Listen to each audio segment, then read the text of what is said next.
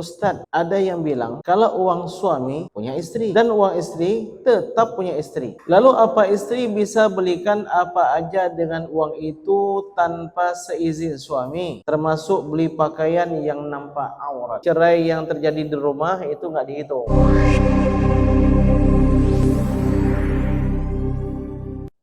Assalamualaikum warahmatullahi wabarakatuh.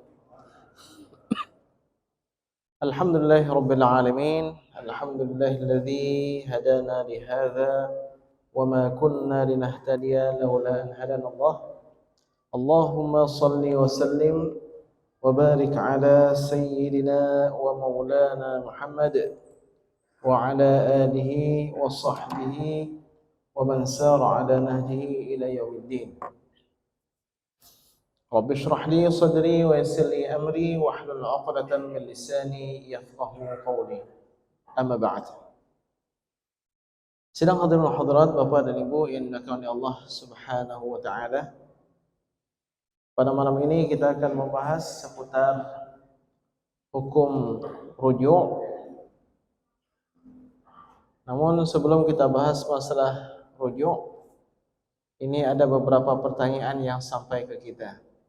Bapak dan Ibu yang ada pertanyaan boleh mengirimkan WA ke nomor 08383, saya ulangi, 08383 9026032. Ini admin Natari TV, bukan nomor saya. 08383 902 6032. Ini ada 3 pertanyaan. Yang pertama, Ustadz, ada yang bilang kalau uang suami punya istri dan uang istri tetap punya istri. Wah, kaya banget istri, suami nggak punya apa-apa. Lalu apa istri bisa belikan apa aja dengan uang itu tanpa seizin suami? Termasuk beli pakaian yang nampak aurat. Na'udzubillah. Ini sebelum kita bahas yang pertama, kita bahas yang terakhir dulu. Membeli pakaian yang nampak aurat ini untuk siapa? Kalau untuk suami, no problem. Tapi kalau dia beli pakaian yang menyingkap auratnya untuk di luar rumah, maka wanita ini melakukan dosa. Mana yang menyingkap aurat? Pakai pakaian ketat. Itu masalah. Atau pakaiannya nampak mata kaki, atau nampak betis, atau nampak lengan tangannya. Di kalangan mahasiswa itu banyak sekali yang saya tegur Bapak sekalian. Mahasiswi kita pakai pakaian, dia kira udah Islami semuanya, tapi bajunya nampak pergelangan tangannya begini. Saya katakan ini aurat, terkejut dia. Iya betul, aurat sampai sini, tapi saya kok nggak ada yang ingatin. Nah, ini maka karena itu ayah dan bunda wajib fahami masalah aurat. Jadi kalau perempuan itu sampai pergelangan tangan ini, ya Bu ya, sampai pergelangan tangan ini. Lebih dari pergelangan tangan ini udah aurat. Begitu hebat Islam memuliakan kaum wanita. Begitu mahal mereka. Nggak bisa terlihat melainkan dengan akad dulu. Bayar mahar dulu, baru boleh lihat. Tapi kan sama aja usah perempuan ini sama perempuan itu. Oh tidak sama. Wanita yang terjaga sangat berbeda dengan wanita yang tidak terjaga. Baik. Dia beli pakaian untuk dia berhias di hadapan suaminya. Bagaimana Ustadz? Jadi kembali kepada permasalahan, apakah betul ada yang bilang kalau uang suami punya istri dan uang istri tetap punya istri? Ini masih lumayan ya. Ada lagi yang mengatakan uang saya milik kamu, uang kamu milik saya. Uang istri milik suami, uang suami milik istri. Atau sebaliknya ya, uang suami milik istri, uang istri milik suami. Ini perkataan seperti ini Bapak sekalian perlu dikaji ulang. Dikaji ulang maksudnya ini tidak benar sepenuhnya. Karena Allah Subhanahu wa taala berfirman, "Lirrijali nasibum mimma iktasabu walin nisa'i nasibum mimma iktasaban." Bagi laki-laki apa yang dia usahakan dan bagi perempuan apa yang dia usahakan. Benar, pada harta suami ada hak istri, itu betul. Tapi enggak betul kalau harta suami milik istri, harta istri milik suami, ataupun harta suami milik istri sedangkan harta istri sepenuhnya milik istri. Jadi ungkapan yang benar, masing-masing memiliki haknya. Istri memiliki hartanya, suami memiliki hartanya. Namun pada harta suami ada hak istri berupa nafkah yang wajib diberikan. Apa itu? Makanan, makanan yang layak. Seperti suami makan, begitu juga hak istri untuk makan. Para ulama mengajarkan kita, ini akhlak luar biasa. Kalau kita makan di luar enak, mungkin karena ada undangan, jangan pulang melainkan membawa makanan juga, Bapak sekalian. Ya, untuk menyenangkan istri. Ini suaminya makan enak terus. Istrinya di rumah telur rebus atau telur goreng atau tempe atau apa lagi? Yang simpel-simpel, yang penting ada nasi. Ada nasi, minyak jelantah, ikan asin. Suaminya undangan senujuh di sini, undangan senujuh di sini, undangan maulid di sini, undangan maulid di sana. Suami yang baik itu kalau dia kenduri, dia makan enak, pulang dia bawa sesuatu. Tapi jangan minta sama orang buat kenduri. Pada hak ke permohon lu. Satu orang, dua orang ikut, akhirnya orang berpikir kalau undang 20 orang, ini maksudnya 40 orang. Yang maksudnya kalau seandainya makan enak, bawalah martabak, ya, beli martabak telur, atau belilah mie, atau beli sesuatu. Ya. Jadi hak istri pada harta suami adalah makannya, makanan yang layak, atau yang mirip seperti yang dimakan oleh suami. Yang kedua, hak istri pakaian. Minimal 1 tahun 2 pakaian. Ya, minimal 2 pakaian. Kalau di Arab itu kenapa 2 pakaian? Ada pakaian musim panas, ada pakaian musim dingin. Pakaian musim panas enggak bisa dipakai di musim dingin. Pakaian musim dingin enggak bisa dipakai di musim panas. Ya, di musim dingin kita pakai jaket yang tebal, kalau kita pakai di musim panas, na'udzubillah. Dan pakaian yang di musim panas, kita cari kain katun yang tipis begitu. Kalau kita pakai di musim dingin, sangat berbahaya untuk kesehatan. Jadi hak istri pakaian dalam 1 tahun 2 pakaian. Pakaian apa? Pakaian yang layak. Ustadz, saya enggak diberikan pakaian yang ada manik-manik itu, entah apa itu. Hak istri 2 pakaian. Apakah pakaian tersebut layak dibawa ke pesta, ataupun pakaian itu pakaian untuk dalam rumah? Karena intinya sebenarnya tugas istri itu di dalam rumah. Pakaian apa itu namanya? Pakaian yang dipakai, yang dijual 60.000, 80.000 itu? Daster, ya. Lupa saya daster, ya. Jadi kalau udah dibeli daster berarti udah ada itu. Jangan ibu-ibu protes. Enggak ada dibeli pakaian itu, daster apa juga?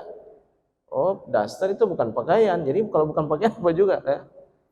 Tergantung kemampuan suami. Suami mampu beli yang lebih, ya bisa minta lebih. Tapi kalau suami yang mampu yang sebatas itu, jangan minta di luar kesanggupan suami.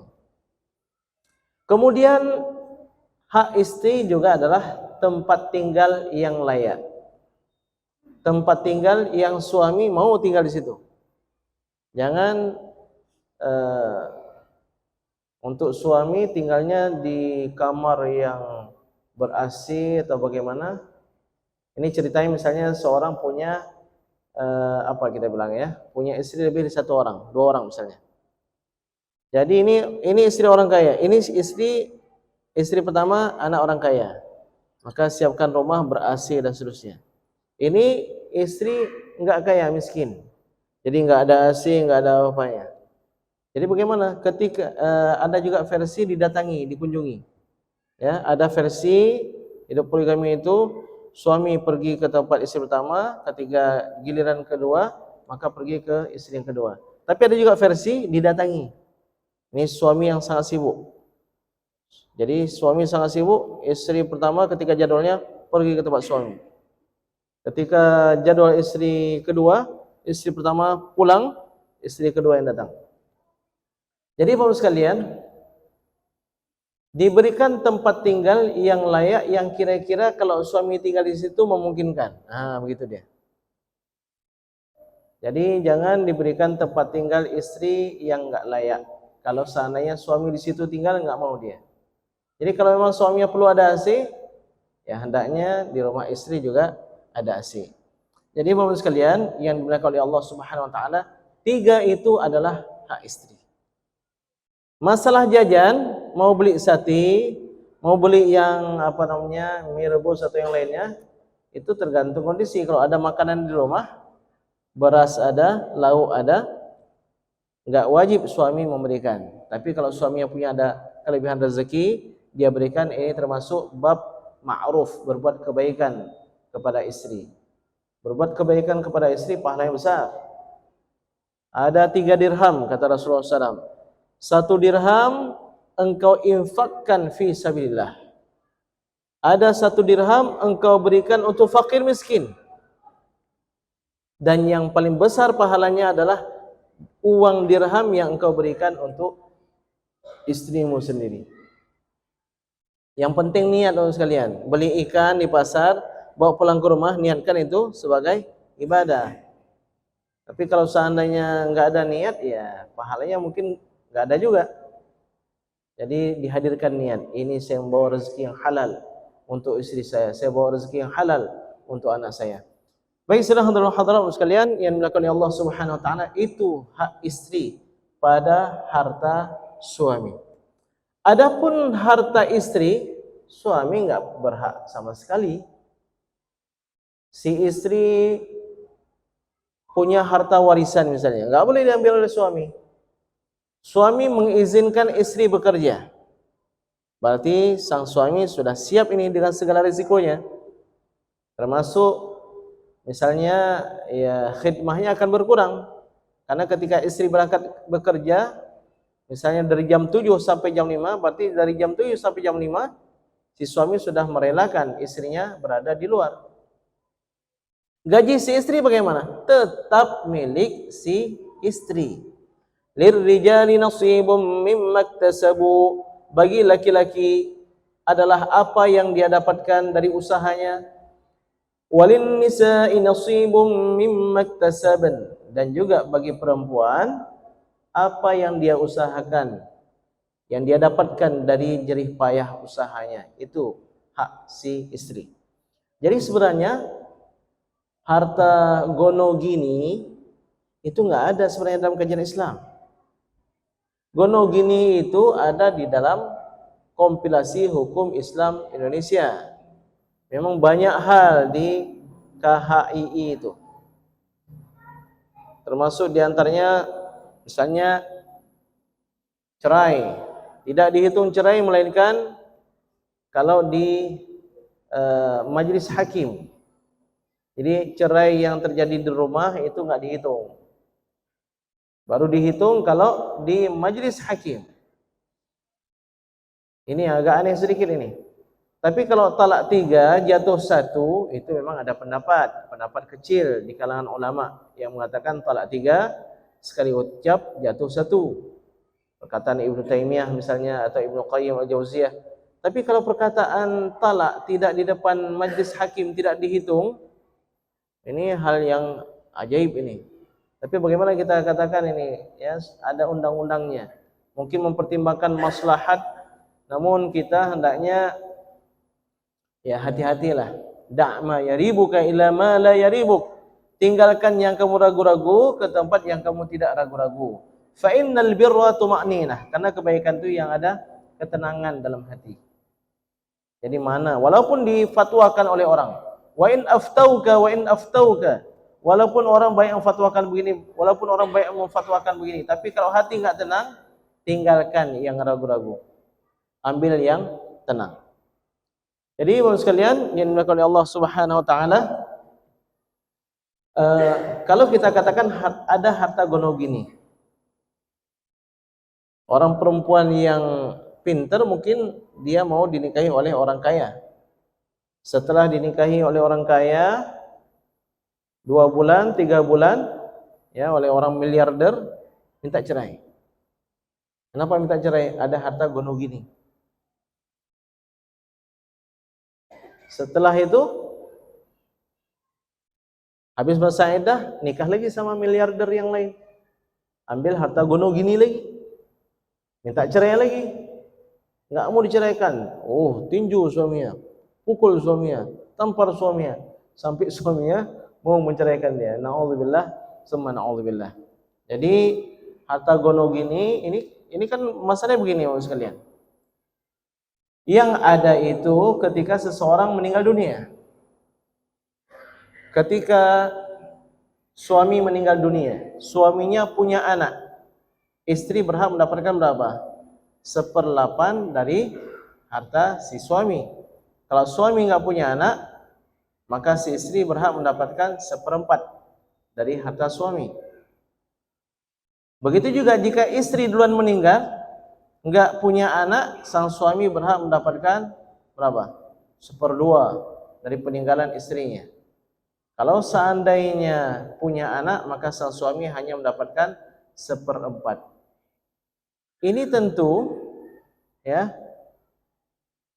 bisa terjadi kalau harta suami tetap punya suami, harta istri tetap punya istri. Kalau hartanya bercampur aduk, ini yang sering terjadi di masyarakat kita.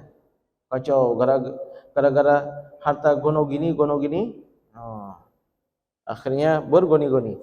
Akhirnya bermasalah ini, bermasalah itu. Antara ini dengan itu, antara adik dengan abang, antara yang pertama dan yang kedua, dan seterusnya. Jadi Bapak sekalian, sudah kita jawab pertanyaan yang pertama, ya, mudah-mudahan jelas.